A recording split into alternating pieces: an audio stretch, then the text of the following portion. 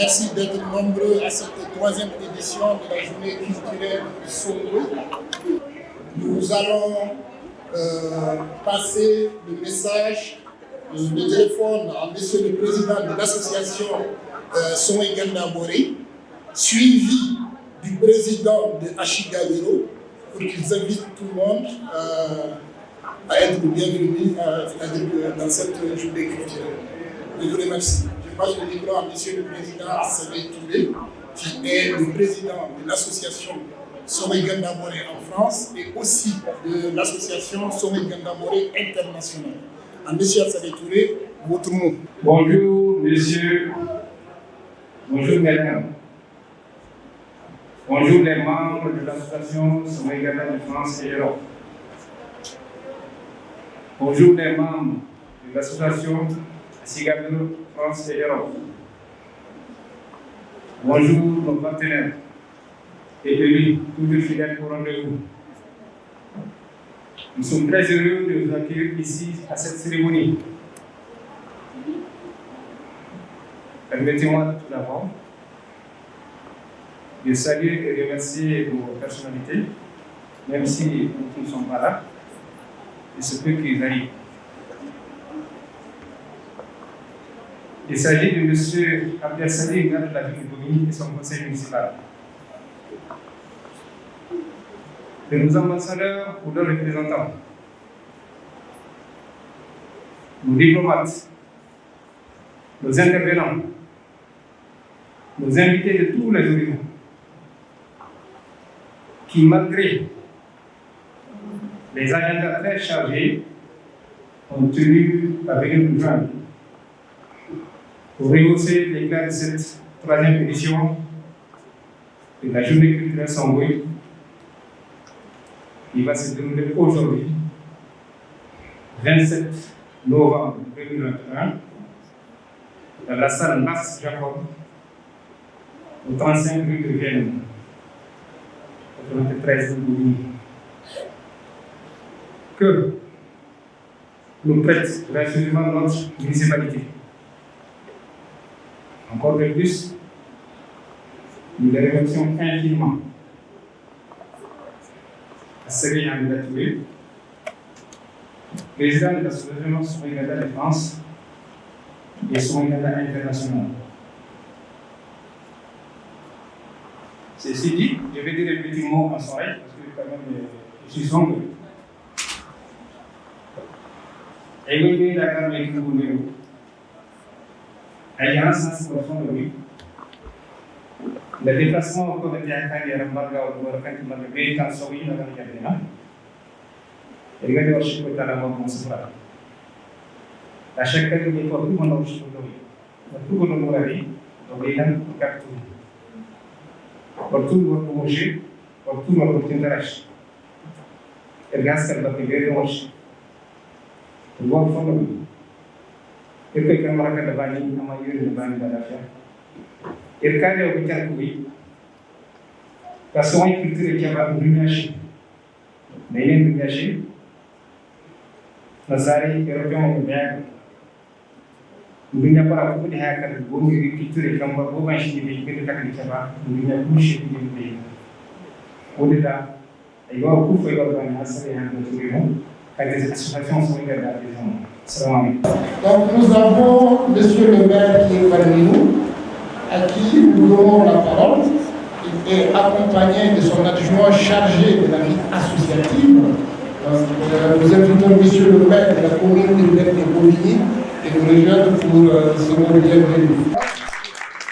Alors désolé d'abord pour notre retard, mais on a une journée très chargée qui a commencé avec nos amis du MRAP ce matin.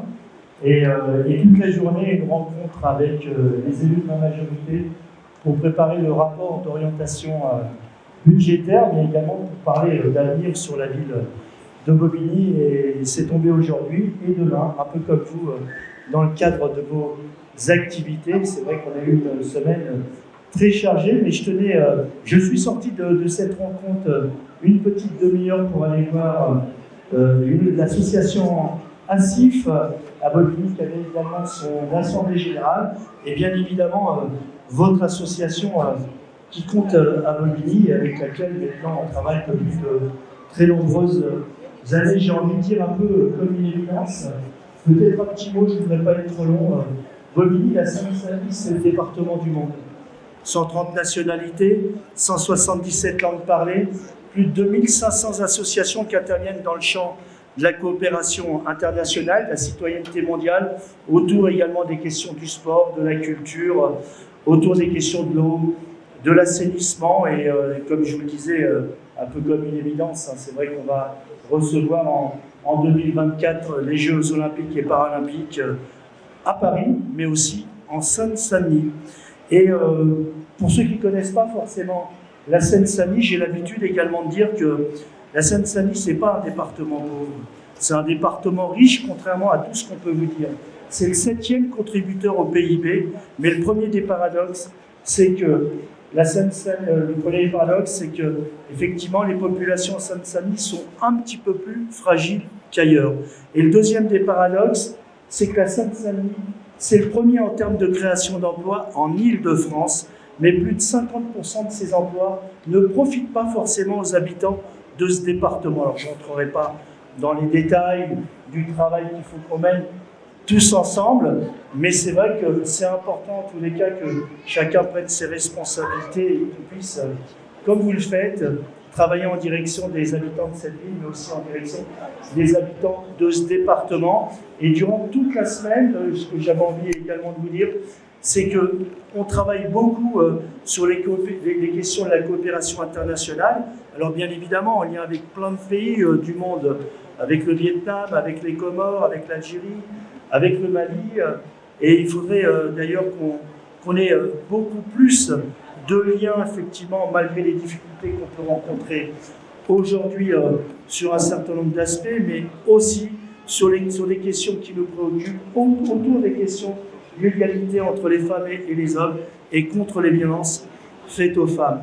D'ailleurs, j'ai pris la décision en tant que maire, puisque ça fait maintenant 1 an et quelques mois que je suis le maire de la ville, de mettre en place un observatoire local contre les violences faites aux femmes, mais aussi sur les questions liées à l'égalité, en lien avec l'observatoire départemental de la Seine-Saint-Denis et un observatoire international sur ces mêmes questions.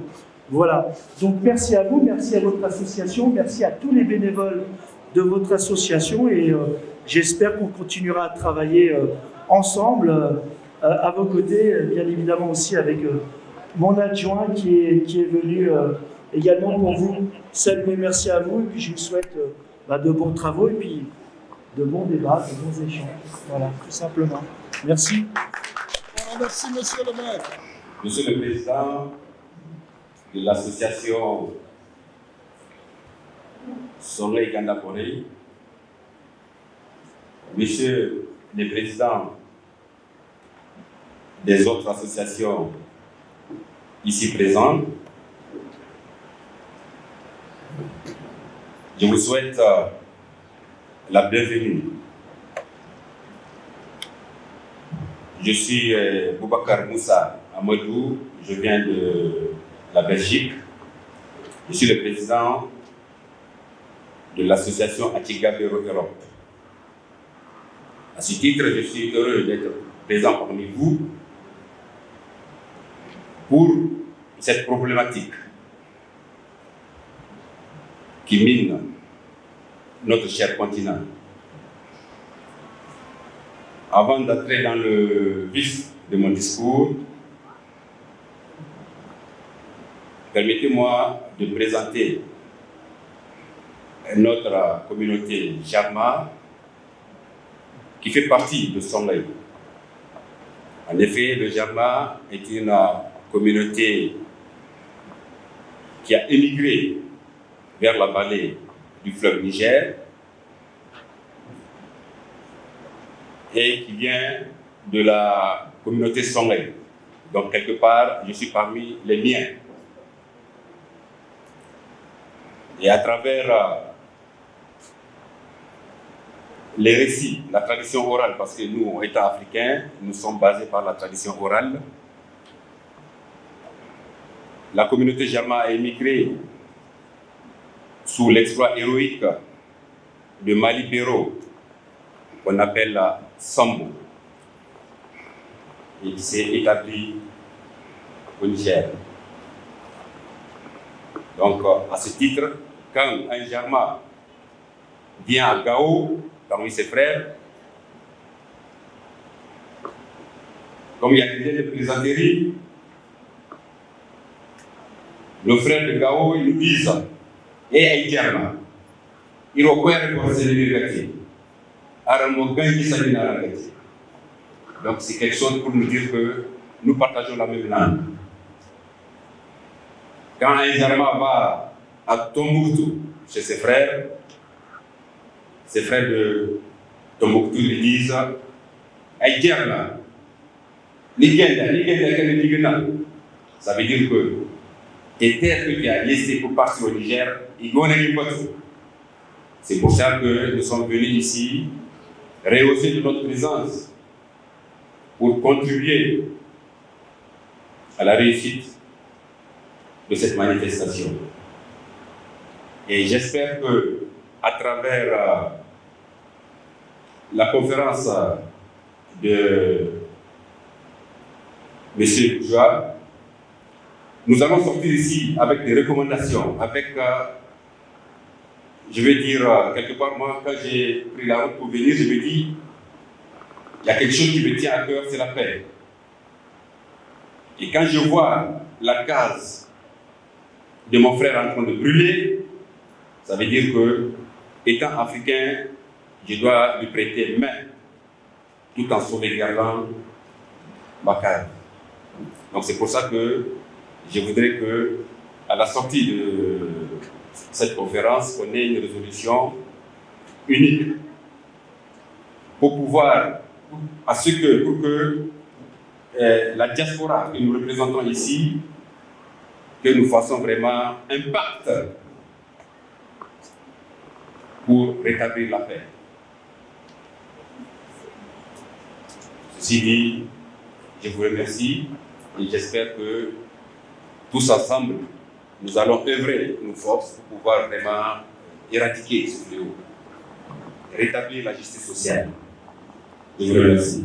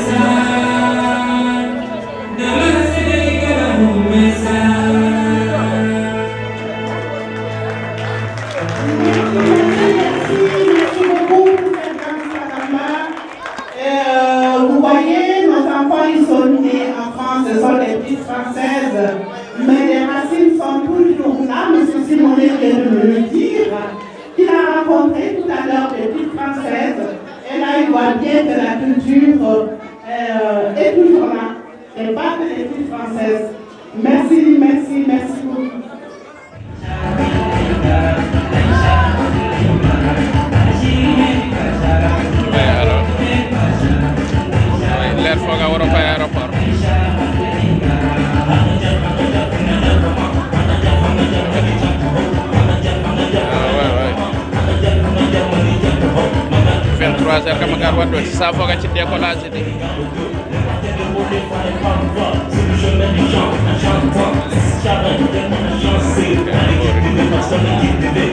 wakkoye tamba waɗa woro dujina yo rouge o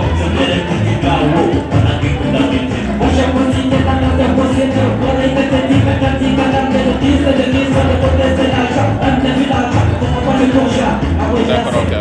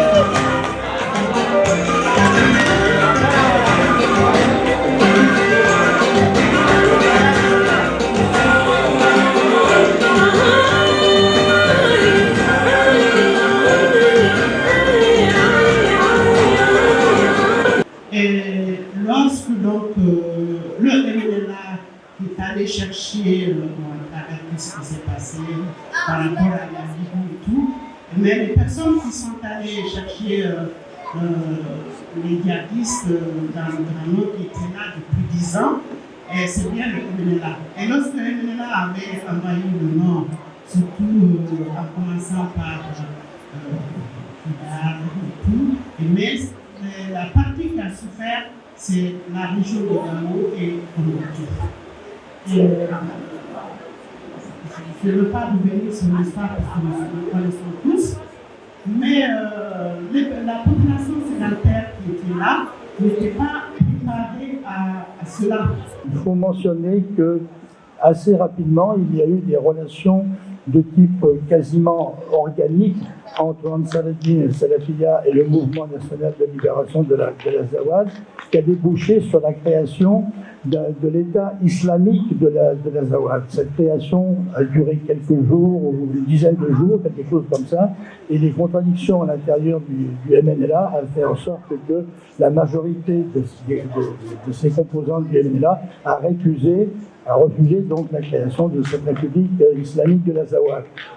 Ils ont été majoritaires, donc ce mouvement République islamique de l'Azawad était minoritaire, ce qui ne veut pas pour autant dire que la dimension islamiste n'a pas continué aussi à prévaloir et à entretenir des relations plus que douteuses avec ces groupes armés salafistes djihadistes. C'est dans ce contexte historique bien particulier que ces groupes salafistes djihadistes se sont bien organisés à travers la création du groupement pour le JNIM, le groupement pour le soutien à l'islam et aux musulmans. Al-Marli est un personnage très intéressant et ce dont je voudrais vous parler là pendant quelques minutes. Et c'est des rapports qu'ont entretenu Askar Mohamed et Al-Marli, et vous allez voir qu'il y a des liens très forts entre ce qui s'est passé à cette époque-là et ce qui se passe aujourd'hui au Sahel, et c'est pour ça que je vous en parle. Si on raisonne en termes d'aujourd'hui, la prise de pouvoir par Askar Mohamed, c'est un coup d'État militaire. Il faut appeler les choses par leur nom. C'est clairement un militaire qui décide de prendre le pouvoir en profitant d'un flottement qui se passe au moment d'un changement de règle. Et lorsqu'Askar Mohamed prend le pouvoir,